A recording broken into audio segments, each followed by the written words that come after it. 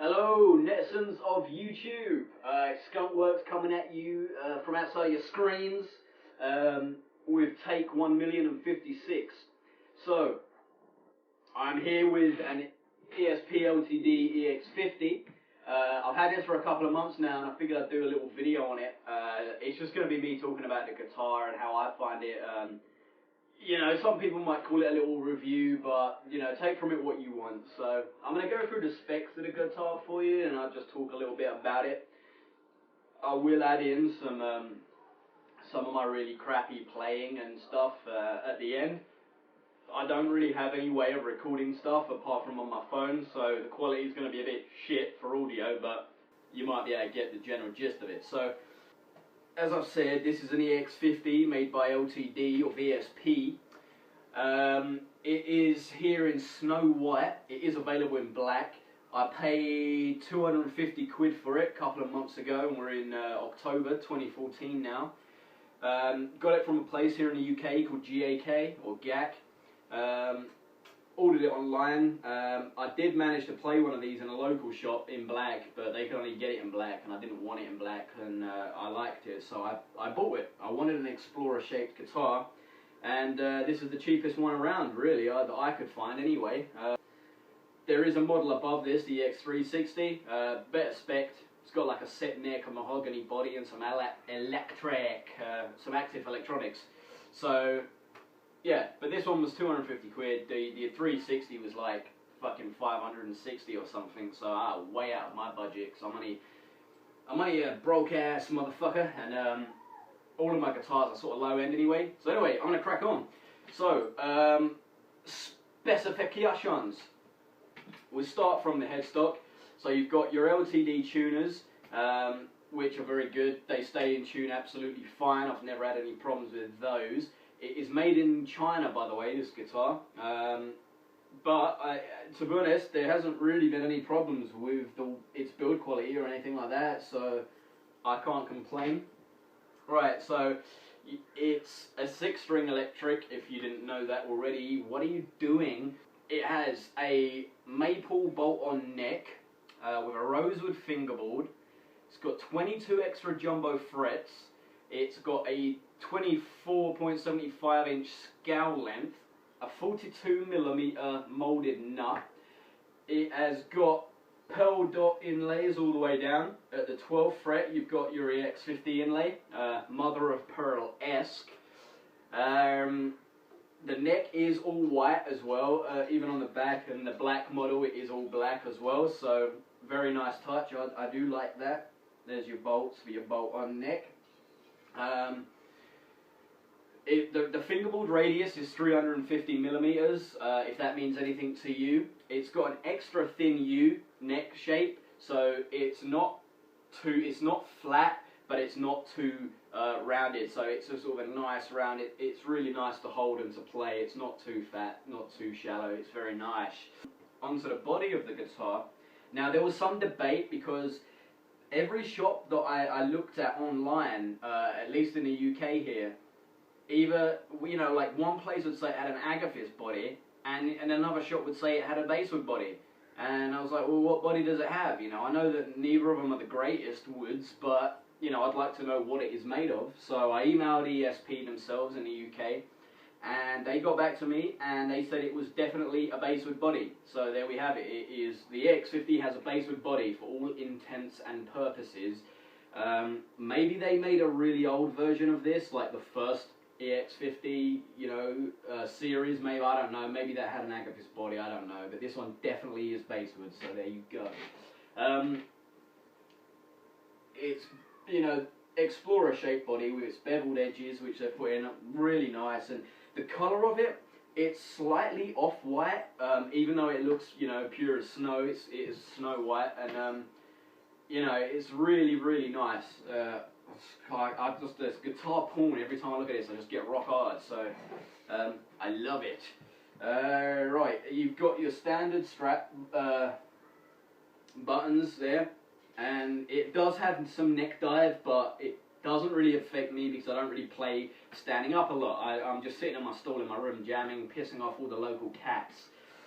There was something else I was going to mention. See, I've seen people online, they've either removed or just replaced this strap button, and they've shot one through on the back, and they've put it like here or something, and apparently that cures the neck dive issue. So it's quite a common problem amongst guitars with funky body shapes anyway, apparently. So so there you go, it can be fixed if you care enough to do it. So you've got, down this end, you've got your Tunematic bridge and a stop towel piece. All the hardware's in chrome.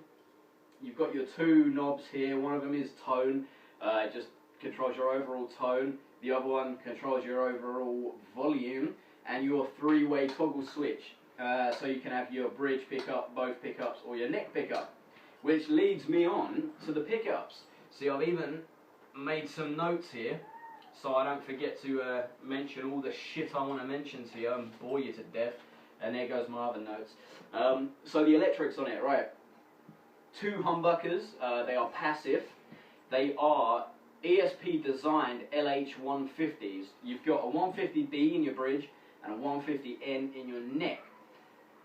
They are okay for stock pickups. They're not the greatest, but it's a budget guitar with budget pickups, so you can't expect the world. But the bridge pickup especially, it sounds okay. The neck one to me is far too muddy, far too bassy when the volume is cranked.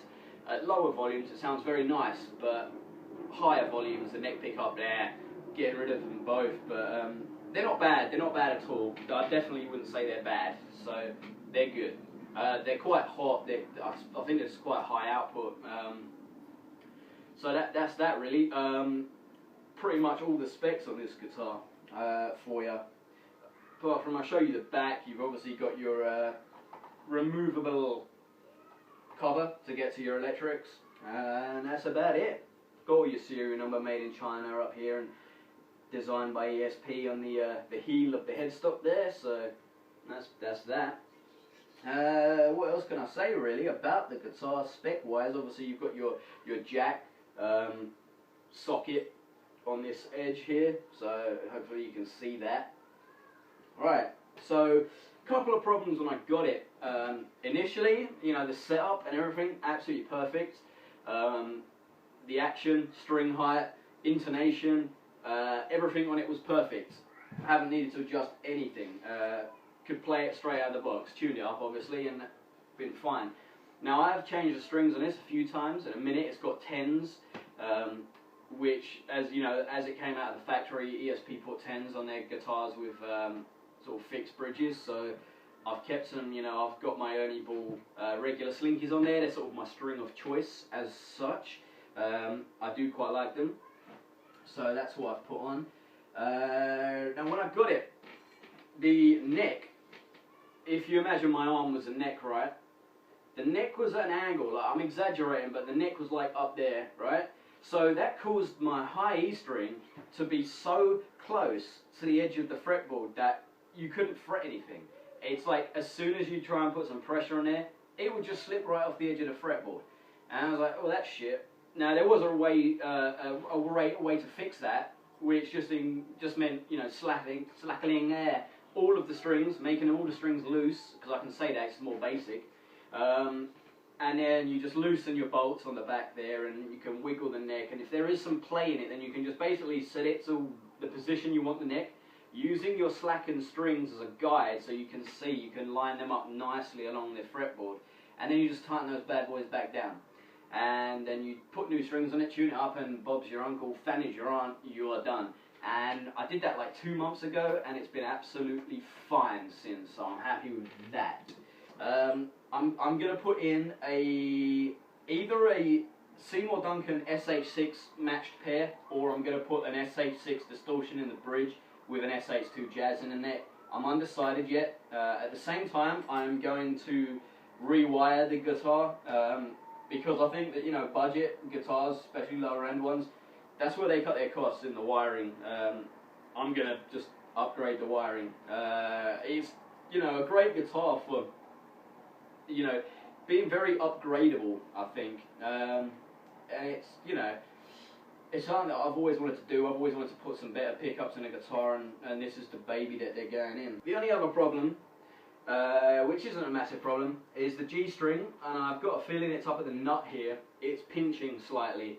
I could just use some like nut lube or something, and to see if that works out. If not, I guess I can just file a little bit out of the actual, you know, whatever you call it, in the saddle there, in the neck groove. You just file that out a little bit, make that a little bit, tiny bit wider, not too much, but hopefully it won't pinch. That's about it really. The resonance on it, right? I saw something on a video with Rob Chapman, and he basically, you know, do that, strum your strings, and then feel the body resonating or vibrating at both the body of the guitar and the headstock, and it should feel like equal, and apparently that's a good sign. And you know, I'm doing on this and I can feel it, you know, quite strong on both ends, still going. I can still feel it resonating, dying out a little bit now, still going though, I'm still feeling the headstock, and it's dead, and it's gone.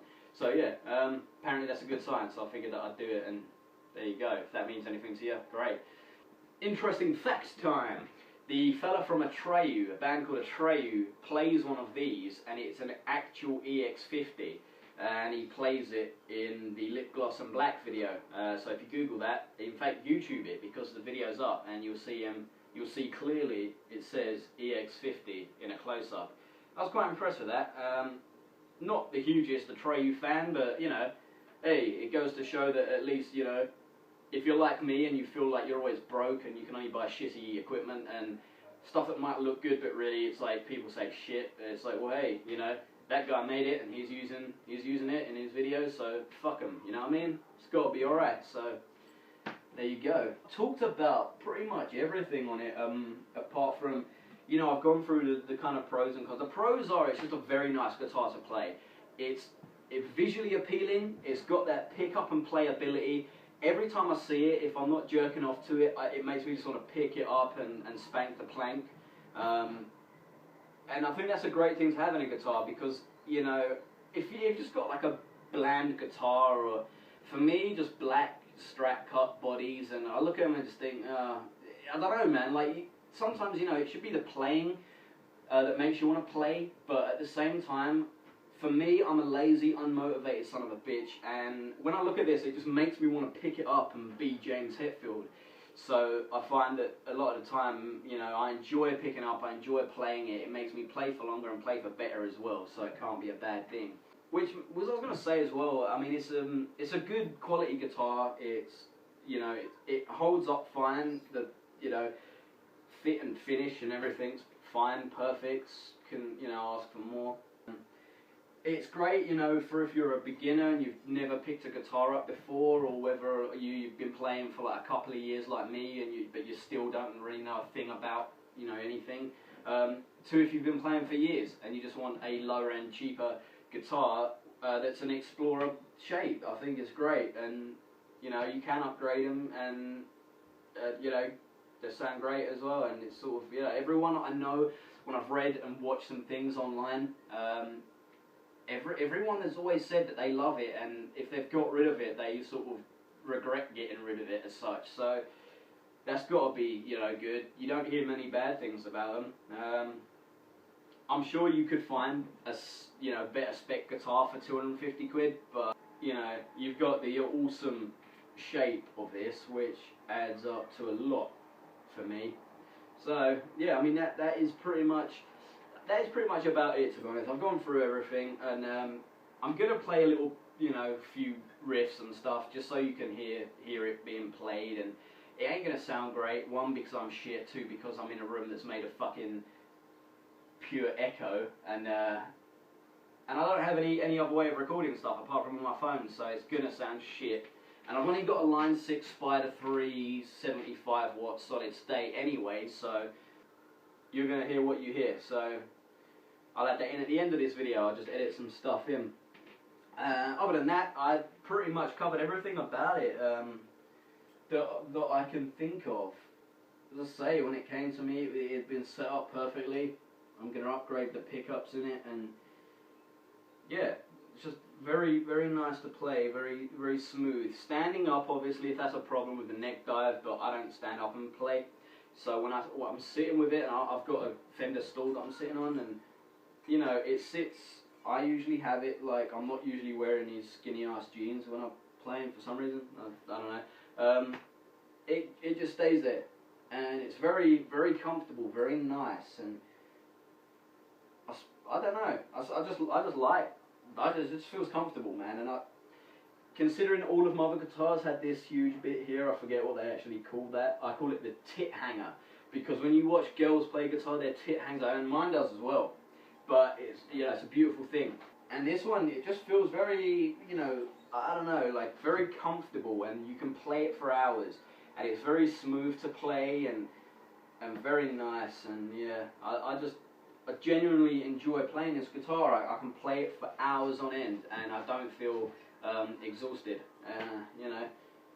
so that's great. And I've not had any problems with it apart from the ones that I mentioned, so can't ask for more than that, really. And what I'll do, when I've upgraded my pickups, it'll be in a couple of months' time, I'll come back to y'all, and I'll have some recordings of when I've been playing it with these stock pickups, and then some recordings, and I'll play the exact same thing on the exact same channel on my amp, and everything will be the same except the actual pickups, and we'll see if we can hear any difference. We might not because of the amp I'm using, but you might, who knows. So yeah, anyway, thanks for watching, and what I'm going to do is I edit some playing in after, so when I get off my arsehole and actually record some stuff for you, I shall do this. So yeah, peace out, thanks for watching. It only takes about 0.2 of a millisecond to like and subscribe, or even post a comment on this video, so go and do it, be good, and I'll come and give you hugs.